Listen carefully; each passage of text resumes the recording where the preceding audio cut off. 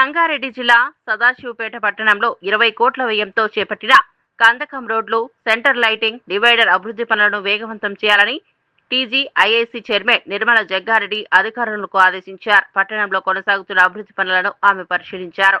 ఈ సందర్భంగా అధికారులు వివరాలు తెలియజేస్తూ ఇప్పటి వరకు 15 కోట్ల విలువైన పనులు పూర్తయ్యాయని తెలిపారు.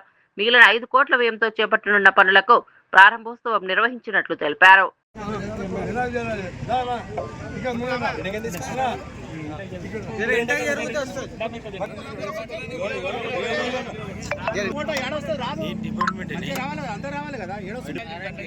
అరే అక్కడ దూరం వెనక జరిగితే వస్తుంది, వాళ్ళు వెనక జరుగుతారు.